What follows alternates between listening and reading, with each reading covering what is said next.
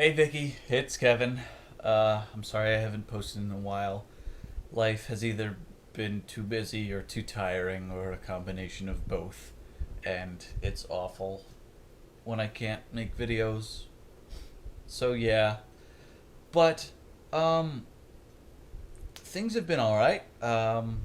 Just got back from a trip up the mountains where I actually used my GoPro properly for the first time in forever. And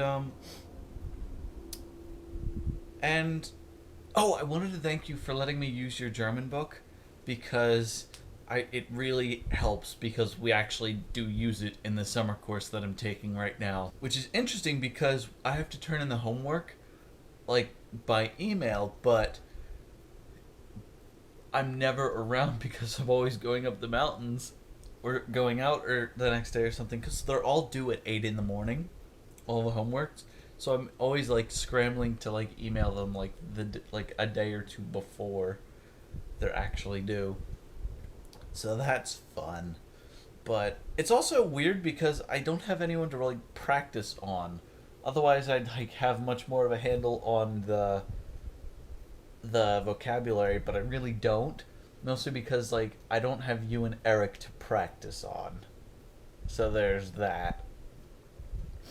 The Let's Playing has been going all right. I just finally finished my Amnesia highlights reel, which is the final piece of that series, and oh my god, it took me the I wanted to put subtitles in because there was a bunch of random clips, and the best parts I think, or at least some really good parts of the videos that I could, dredge out and cut up properly and stuff like that, put in random order. But I really wanted to highlight it because it's a highlights reel, so I put in subtitles. And putting subtitles in isn't necessarily hard as it is so time consuming and so like tedious because there were there were over 500 individually hand typed and hand placed subtitle like text units in that video, which is a lot when you're doing it by hand. It took me like 3 days to make a 12-minute highlights reel, and it's good. Oh, it came out really well, but it's just yeah, so much editing, so little time. And that's my biggest malfunction is like I want to get to work and do stuff, but I'm not sure if like I have other obligations because like I have to go back to my Aunt Susan's. I was at my Aunt Susan's yesterday and I was bleaching her the stones on the stairs in the front of her house and her deck in the back, and we didn't finish because it was raining, but I have to do that sometime soon and take my sister with me and we'll both get paid. Yay, money. But there's that. So that's part what happened to my life. Help. I miss you guys. It's nice being home because I don't have anything to like worry about aside from like money and trying to make videos regularly. But it's also nice at school because I get to live with people I want to live with, and well, that's not fair because I want to live with my sister, but like, well, not like that because that just sounded weird. Let me rephrase. My sister's totally fine, but sometimes my parents are a bit of a strain. But I'm grateful to still have a place to stay during the summer, so that's pro tip. Uh, I had a really weird dream last night.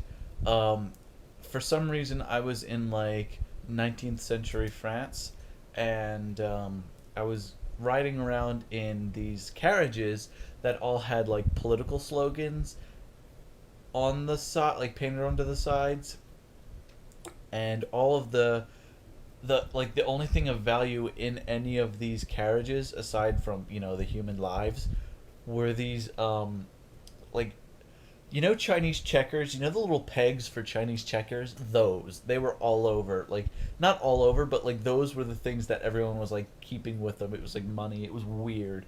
And I was riding in one, and like everyone kept talking about some sort of undertaker or something, and it was really, really weird. And like I was just listening into this conversation between this one guy who might have been me, If it was me, then I was having an out of body experience, talking to a guy from the one of the communist parties, because there were like hundreds of little political factions. It was weird, and I was just listening to them talk about this Undertaker, and I didn't understand what they were talking about. And I moved on to another area of the town, and I eventually got out of my carriage and got into someone else's carriage, and it was being driven by this really, really like pale skinned woman with like dark, like a 1950, like a short 1950s or 60s haircut, like jet black hair though, and she had like red lipstick, and that's all I can really remember because I'm racking my brain to remember details right now. And I was riding with her in this thing, and we went. She lived. I guess it was kind of like a tenement, really. Um, Kind of, except it looked a lot like my sister's room, except it was like half as.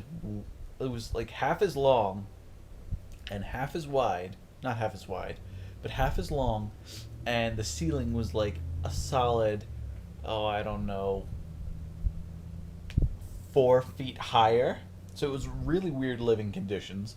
But I forget why I went back with her. I think we had dinner, and I don't remember why exactly I went back to her tenement. But yeah, it was 19th century France where everyone was living in tenements that looked like my sister's bedroom. And then it started to like mash up with like the Indiana Jones movie, like at the end of it when they're taking the Ark of the Covenant into the big like warehouse with all the boxes. Yeah, there was that sort of attached, and we were actually both secretly treasure hunters looking to like steal things and be completely morally depraved. Um, and all of a sudden, this guy comes in. He's like this tall, kind of fit but creepy old man. He comes in and he's like, "Yeah, I want you guys to leave," and he's like offering to pay us, and it's weird. And we know it's because he wants to go through the vent up like near the ceiling, but like because it would lead into like the big warehouse and he could steal things. Oh, don't look at me, I'm yawning. And this guy, like, it was just so creepy. And he was like, he was wearing women's underwear too, which was even creepier. Like, underneath, don't ask me how I knew, it was rough. Um, but we decided, like, me and this woman, who were, like, apparently, like, a couple now, um, decided that we were going to kill him, so we did. And then we shoved his body underneath the bed where my sister's bed would be. Yeah, it was basically my sister's room except those conditions. And then there was her bed, and we shoved his body underneath there, and she skinned the guy. And then I took his body. No, I took his skin, which was really like leathery, and it was almost like rubber. And I took it around to the warehouse, and I was supposed to stash it there or burn it there or something, and then come back. But like on the way there, I saw some friends, so I was hiding from them, like friends from high school, led by a friend named Dave Stoneback. And I hid him there, and I hid there as well, and then I woke up. And I'm really disappointed because I was having a really good dream, and no, I'm not. Anyway, I'm going to try and make some Let's Plays today. I really don't think I'm going to do anything else. I'm going to try not to do anything else. And, wish me luck. So, yeah. I gotta get back into the habit of like making things regularly, and it's driving me nuts that I can't necessarily because life. Well, anyway, I think that's all I have to tell you right now. Yes, so I'll be trying to upload much more regularly. I'll try and even post something tomorrow or later today. I don't know. I'll see how I feel because I feel kind of crappy. My scar hurts today. It's weird.